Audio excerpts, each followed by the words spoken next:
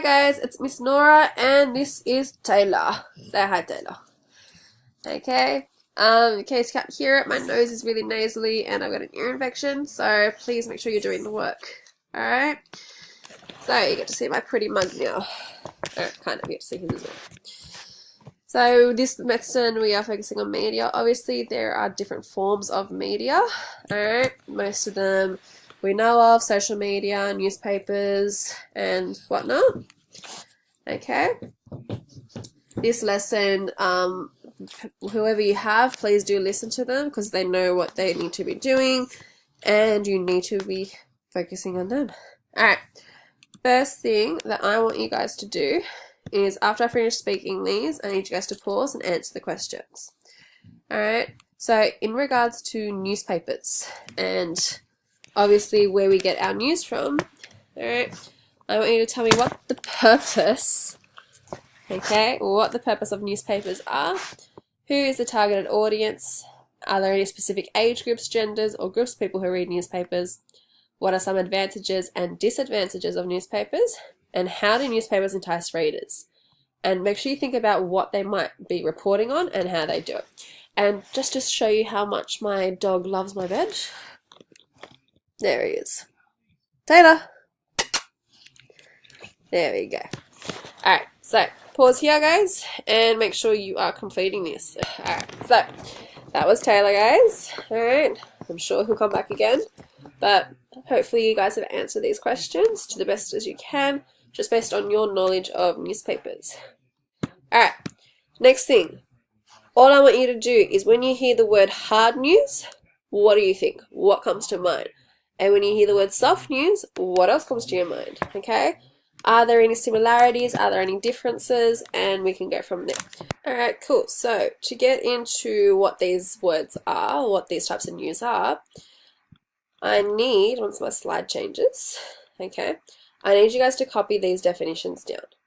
So, hard news refers to those articles that deal with political, crime, and war stories, okay? It's an example of this stuff that is happening right now, and it is evidence-based. It's dramatic and it's full of conflict. So, can you guys think of an example at all? And if you can, please write it down.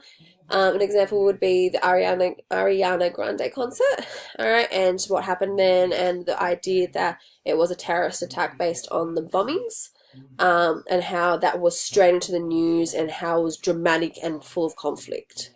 Okay? In regards to soft news, alright, it's a story with a human interest angle. Alright, so it focuses a lot more on celebrities and their extraordinary achievements of ordinary people. So if you think about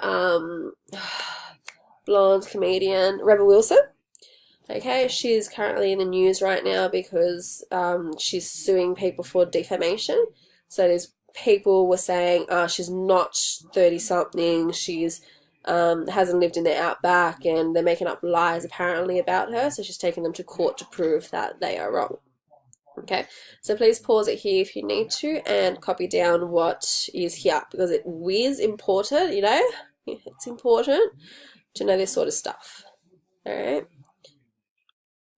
cool. So, with the person next to you, I need you to write some examples that of either soft news or hard news that you've heard on the news, on radio, TV, newspaper, internet, Snapchat, all those things. And I need you to write down at least 3 examples of hard news and 3 examples of soft news. We are going to go through this in class on Monday. I think it's period 1, for my class at least. And if not in my class, your teacher will go through it with you as well. Okay? Alright, so I want you to think about how we get our news and think about how you feel when you read it.